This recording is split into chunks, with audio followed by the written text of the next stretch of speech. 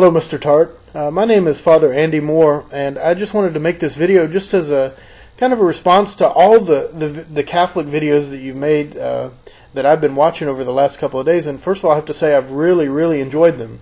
I think you describe yourself in one of your videos as a courteous person. You consider yourself to be a courteous person, and I think that that's borne out by the nature of your videos. I think you are a very courteous person. Obviously, you and I probably have very different perspectives on the world and reality, but I think you present your perspective very courteously, and I've really enjoyed your videos. And so I just wanted to make this video, first of all, to thank you for that. And I've really appreciated your videos on a couple of different levels. First of all, on the local level, as I was watching your videos, I was so surprised, for example, when you put up the photograph of your first Mass as a Catholic priest from 1963, and I recognized immediately St. Anne's Church in Beaumont, Texas, because I'm a priest of the Diocese of Beaumont. This is where I live, and so just that kind of that local perspective. You probably know many of my colleagues who are priests here in the Diocese of Beaumont who studied around the same time you did at St. Mary's Seminary in Houston. Father Jim Vanderholt, perhaps, and Father Bill Menger, Don Galasinski, probably several others who studied at the same time. And it's just really interesting to have that local connection as I'm watching your videos, and to recognize St. Anne's Church. I was assigned there as a young priest when I was first ordained about 13 years ago at St. Anne's, and have many wonderful memories of that. It was great also to see Father Holub in that photograph. I never knew him, but I've heard so many stories about him, and it was just really nice to see a photograph of him in that. See him in that photograph that you posted on the website. So I've really appreciated your videos, first of all, just for the local connection. Secondly, I've really enjoyed your videos because of your perspective on formation, priestly formation, preparing to be a priest in the 1950s and 60s, a generation very different than my own. I went to the seminary in the 1990s. I was ordained a priest in 1997. I think obviously our Catholic faith is one. It's unchanging in its essentials. It's the same yesterday and today and forever. But the wrapping in which that faith is presented to the world differs from generation to generation, age to age.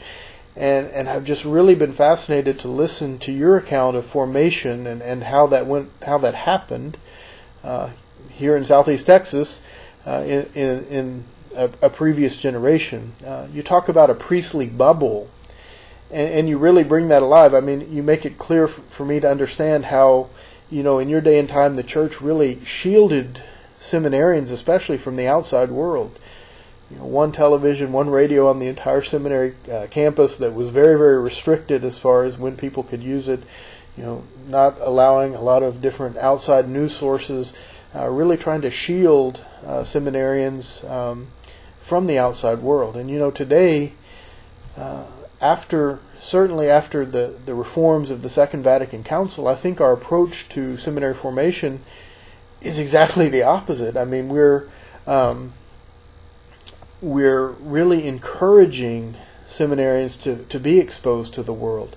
I've been working for several years in formation work as a vocation director and director of seminarians. And all of our seminarians today use the internet in most of their coursework. And for example, if they're writing a paper on the existence of God and why we believe, and they're going to all these sources, they're going to find videos like yours on the internet. They're going to find Richard Dawkins and all the the different ideas that are out there that are contrary to our own understanding as Catholics. And it's wonderful. It's good that they're engaging that in thought and in preparation. It's making them think.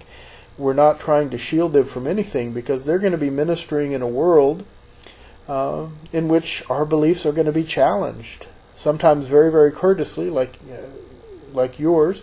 Sometimes not so much. But we need to not be afraid of the world. I mean, if we have a real faith and belief in our Catholic faith, then we're not going to be afraid of other ideas. We're going to look forward and relish engaging in those different ideas and debates and understandings. And so, I really enjoy your videos because I think they are courteous. I think they are a real good invitation to just a good dialogue with somebody that we may disagree with on some very fundamental things. but we can do so respectfully and in a way that we can kind of understand a little bit better where other people are coming from. And as a Catholic priest, as someone who's been involved in formation work today, I really appreciate your perspective on your time of formation, and it makes me kind of think about the things that we do today, and hopefully, we're not creating a bubble that's going to burst after a few years of priesthood, because we're not shielding people from what they're going to face later on. So that's been very, very helpful for me, and I just wanted to thank you for that.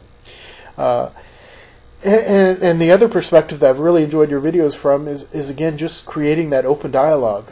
And I would just say to the topic of this video that I'm responding to, I very much disagree with the idea that Pope Benedict would tell this Catholic lady not to watch your videos, or to tell me, or to tell anyone not to watch your videos. I think he would encourage us to watch your videos.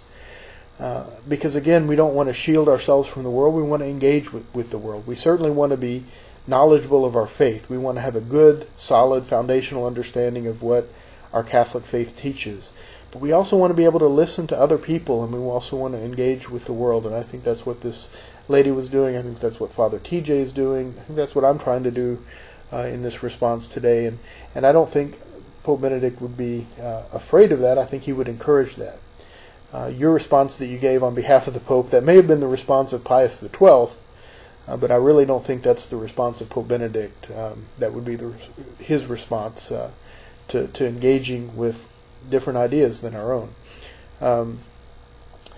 There is one challenge that I perhaps would give you. I think, as I said, you are a very respectful man. I can tell that from the videos. And I would just say that when you do things like supposedly trying to consecrate a biscuit from McDonald's, that's something that is very, from my perspective, very disrespectful. And you may have been doing it to make a point about how ludicrous you believe the ideas of the Catholic sacraments are, whatever. That's fine. I understand that you really do believe that that's something that's just a crazy understanding, crazy belief.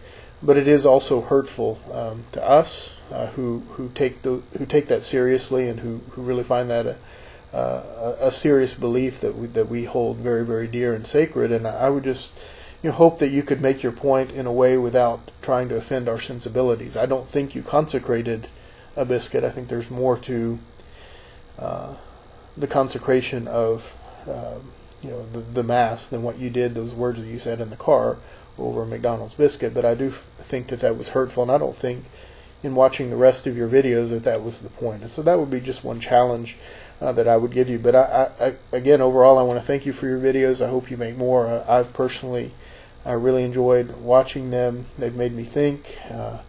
I don't usually make response videos. As a matter of fact, this is the first one I've ever made. But I wanted to do that to again, just thank you for your videos. We don't agree. We probably won't ever agree. But I think you're doing a service to really help us learn how to disagree without being disagreeable. And we have to learn how to share this planet together. And I think that your videos are a good invitation to good, constructive, solid dialogue. So thank you very much for that.